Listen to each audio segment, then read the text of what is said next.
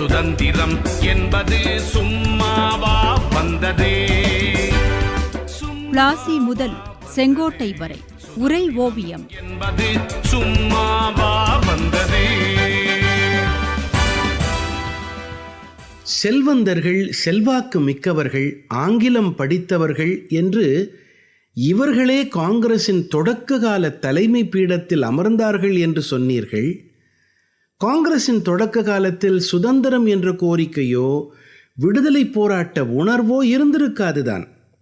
என்றாலும் காங்கிரஸ் என்ற அந்த அமைப்பின் அடிப்படை கொள்கைகள், கோரிக்கைகள் என்னவாக இருந்தது தாயே? காங்கிரசின் தொடக்க காலம், அதாவது 1885 முதல் 1905 வரை 20 ஆண்டு காலத்தை கவனித்தால் இதை புரிந்து கொள்ளலாம் மகனே. காங்கிரஸ் தலைமை பீடத்தில் இருந்தவர்கள் எத்தகைய விஷயங்களுக்கு முக்கியத்துவம் கொடுத்தார்கள் என்பதையும் நீ தெரிந்து கொள்ளலாம். வைஸ்ராய், கவர்னர் ஆகியோரின் ஆட்சி குழுக்களை விரிவுபடுத்தி அவற்றில் இந்தியர்களுக்கு அதிக இடங்களை கொடுக்க வேண்டும். இராணுவ செலவுகளை குறைக்க வேண்டும். இந்திய விவகார செயலர் பதவியை நீக்க வேண்டும். இந்திய நிர்வாகத்தை பற்றி மதிப்பீடு செய்ய ஒரு ராயல் கமிஷனை நியமிக்க வேண்டும். பொதுப்பணி தேர்வுகளை இங்கிலாந்திலும் இந்தியாவிலும் ஒரே நேரத்தில் நடத்த வேண்டும். பொது பணிகளில் இந்தியர்களுக்கு அதிக இடங்களை ஒதுக்க வேண்டும். சுயாட்சி நிறுவனங்களுக்கு அதிக அதிகாரங்களை கொடுக்க வேண்டும். ஆட்சித்துறையில் இருந்து நீதித்துறையை பிரிக்க வேண்டும். எப்படி கோரிக்கைகளை முன்வைத்து பேச்சுக்களை நடத்தியது காங்கிரஸ். அதாவது ஆங்கிலேயரின் ஆட்சிக்கு அடிபணிந்து அவர்களின் அரசாட்சியை முழுமனதுடன் ஏற்றுக்கொண்டு அவர்களிடமிருந்து சலுகைகளை மட்டுமே எதிர்பார்த்து காலத்தை கடத்துவதுதான் காங்கிரசின் தொடக்க கால நோக்கமாக இருந்தது. இன்னும் என்னென்ன கோரிக்கைகள் தெரியுமா? பிரிட்டிஷ் அரசு வசூலிக்கும் வரிகள் மிதமான அளவில் இருக்க வேண்டும். நில வரியை குறைக்க வேண்டும். உப்பு வரியை குறைக்க வேண்டும். கல்வி, வேலை வாய்ப்புகளை இந்தியர்களுக்கு அதிகரிக்க வேண்டும். இந்திய தொழிற்சாலைகளுக்கு ஊக்கமளிக்க வேண்டும்.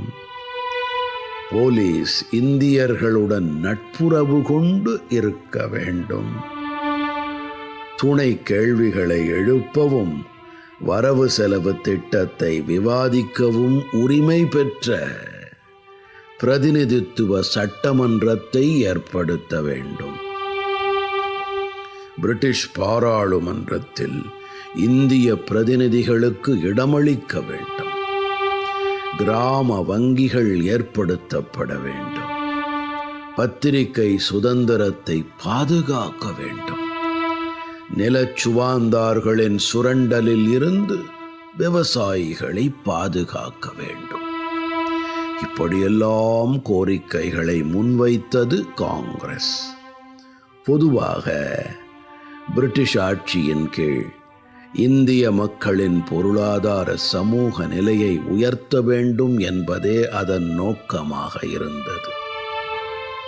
இப்படி 1885 20 ஆண்டு காலம் காங்கிரஸ் நிறைவேற்றிய தீர்மானங்களின் மூலம் இந்தியர்களின் தேவைகளையும் விருப்பங்களையும் குறைகளையும் பிரிட்டிஷ் அரசுக்கு எடுத்து கூறியது. முக்கியமாக பிரிட்டிஷ் அரசின் மக்கள் விரோத கொள்கைகளையும் நடவடிக்கைகளையும் சட்டங்களையும் கண்டித்தது, எதிர்த்து குரல் கொடுத்தது. காங்கிரசின் கோரிக்கைகள் விளைவாக அரசு நிர்வாக பணிகளில் இந்தியர்களுக்கு அதிக இடம் அளிக்கப்பட்டது.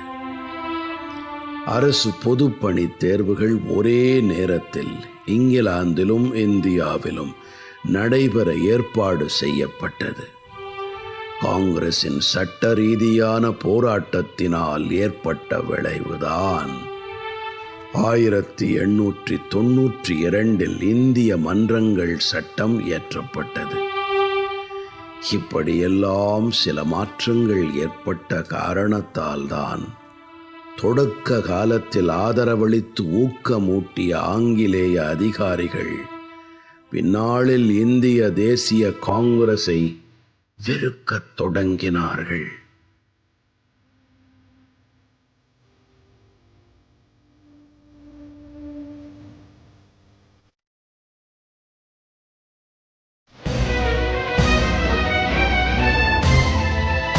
பிளாசி முதல் செங்கோட்டை வரை உரை ஓவியம் கேட்டீர்கள்.